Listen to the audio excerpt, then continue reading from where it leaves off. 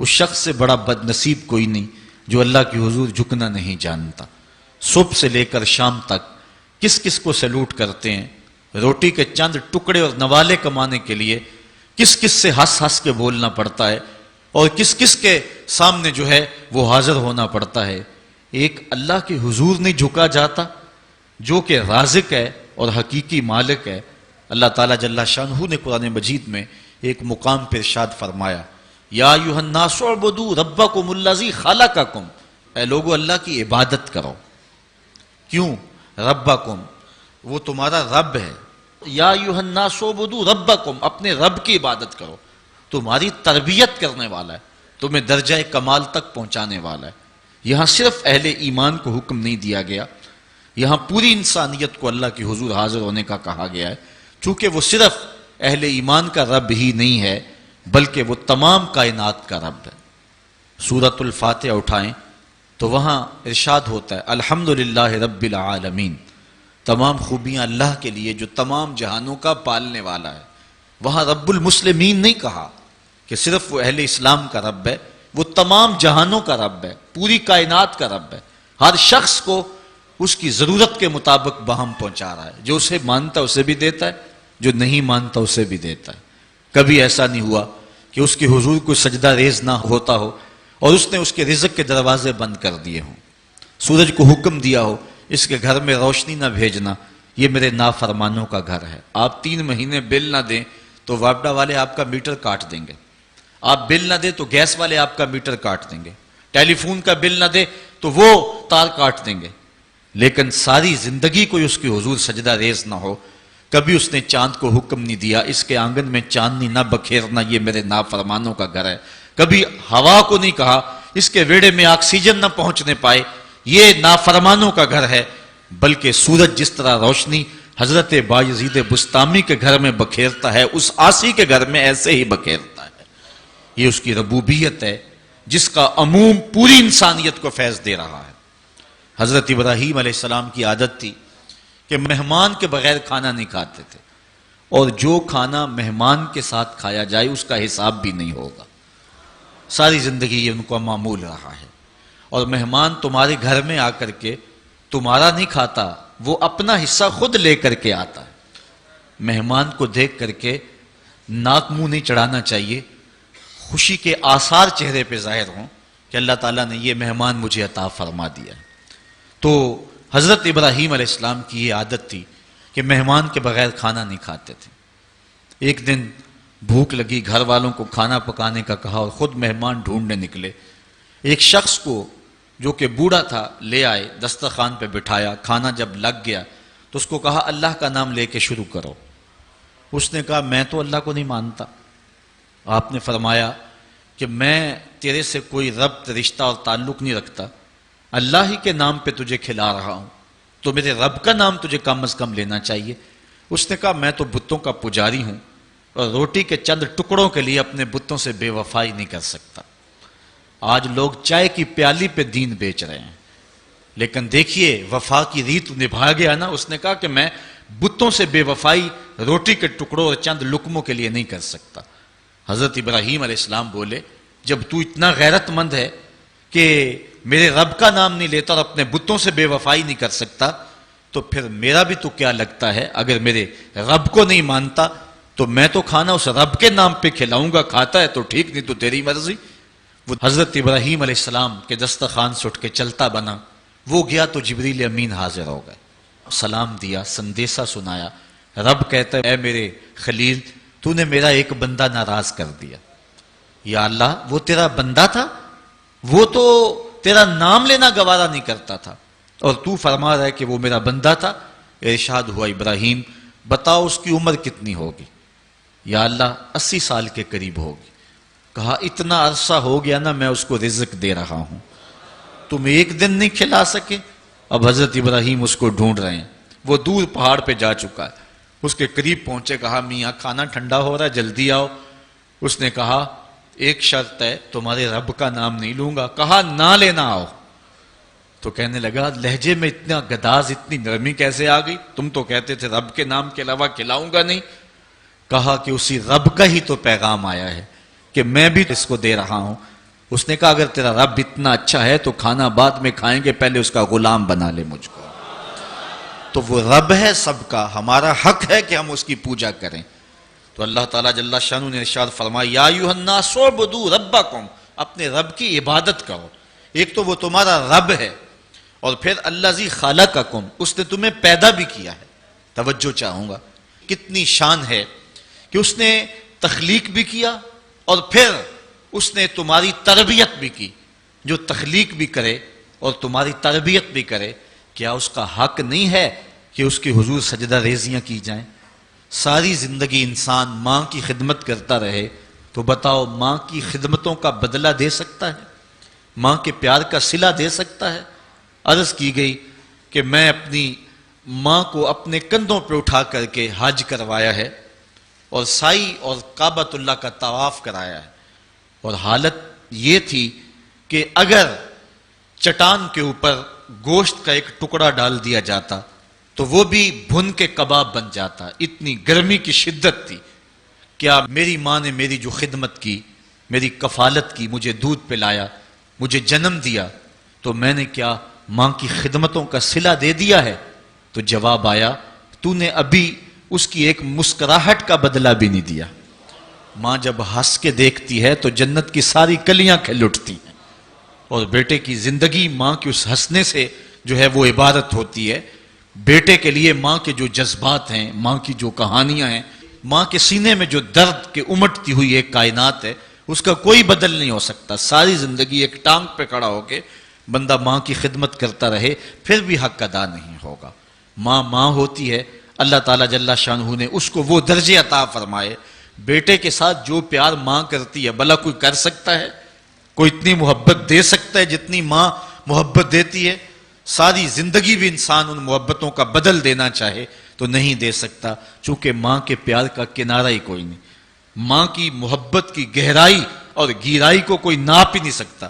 سمندر کے پاتال تک تو شاید کوئی پہنچ گیا ہو، لیکن ماں کے پیار کا کنارہ آج تک کسی کو نہیں ملا۔ کبھی دیکھا نہیں جب بچہ گھر سے نکلتا ہے تو دنیا کو عقل و بینش کا درس دینے جاتا ہے، لوگ اس کے ایک ایک جملے کے لیے کان لگائے کھڑے ہوتے ہیں، کوئی ایک لفظ بھی ضائع نہ ہو جائے۔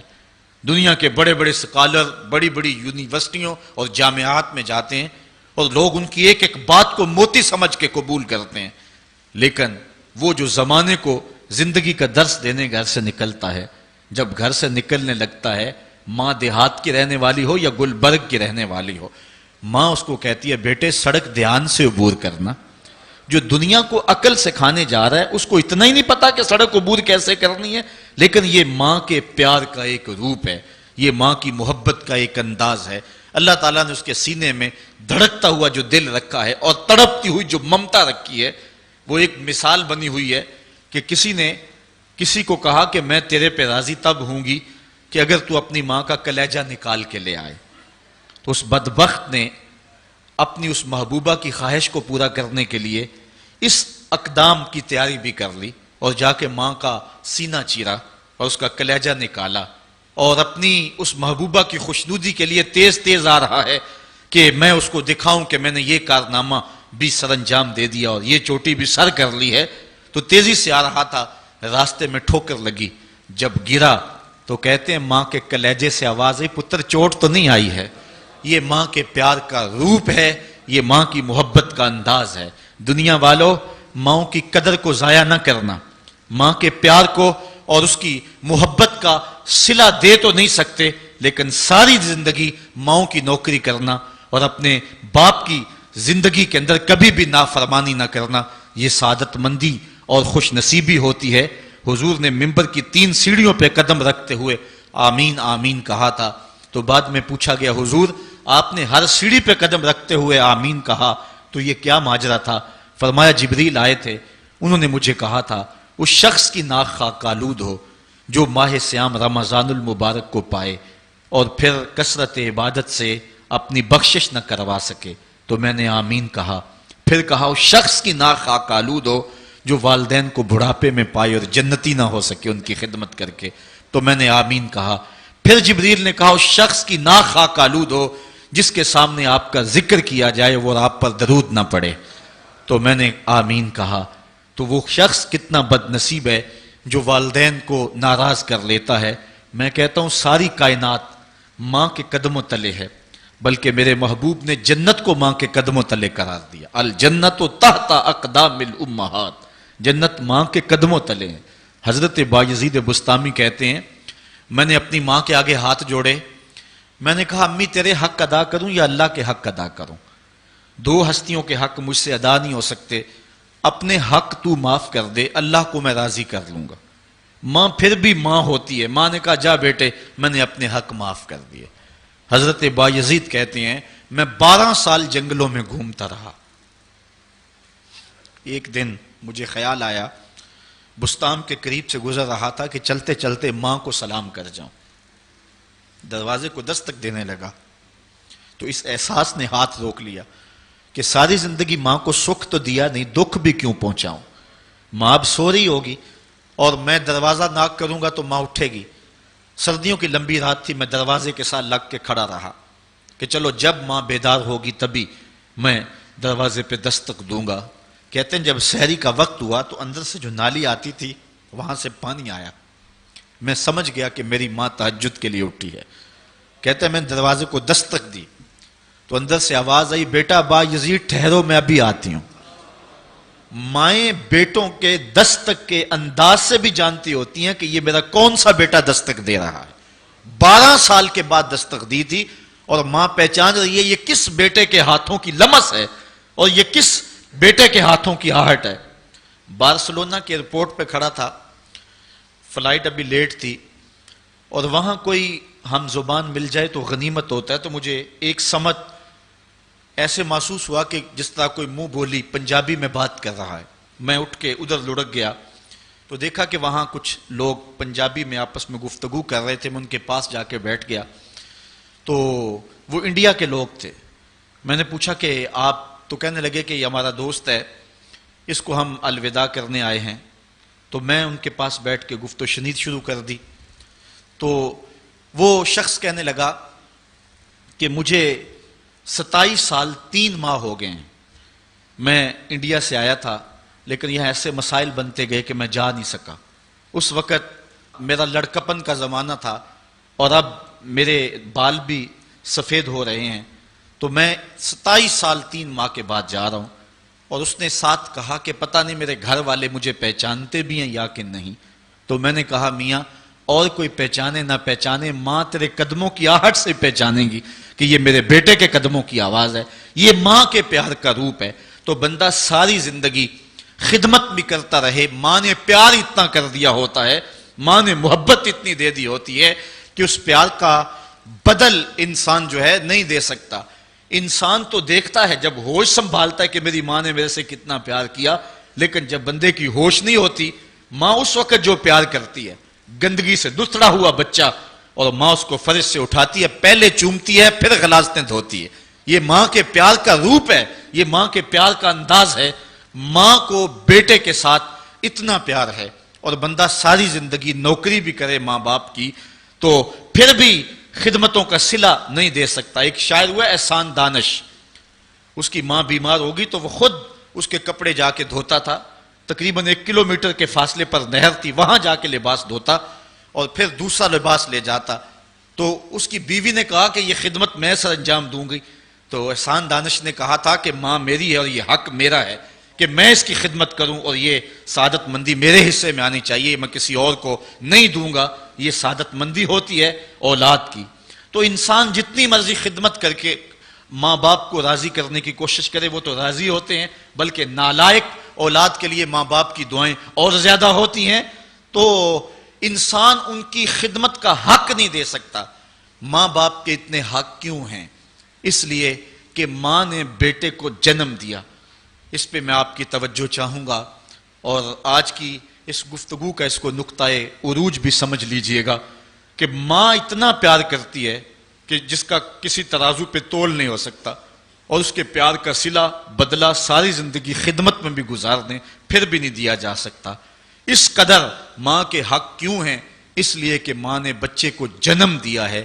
جس نے جنم دیا ہے اس کے اتنے حق ہیں، تو جس رب نے خلق کیا ہے اس کے کتنے حق ہوں گے؟ جس نے تخلیق کیا ہے، دست قدرت سے بنایا ہے، تو پھر اس کے کتنے حق ہوں گے؟ تو مجھے بتائیے اس شخص سے بڑا بدبخت کوئی ہو سکتا ہے جو اللہ کے حضور سجدہ ریزی نہیں کرتا؟ صبح کے وقت چڑیاں بھی اللہ کا نام لے رہی ہوتی ہیں، حشرات الارض بھی رب کا نام پکار رہے ہوتے ہیں، بلوں سے سر نکال کر جانور بھی اللہ کا نام پکار رہے ہوتے ہیں، اور اس شخص سے بڑا بد نصیب زمانے میں کوئی نہیں ہے کہ جو اللہ کی حضور جھکنا نہیں جانتا، جو اللہ کی حضور جو ہے وہ عبادت کا سر نہیں رکھتا۔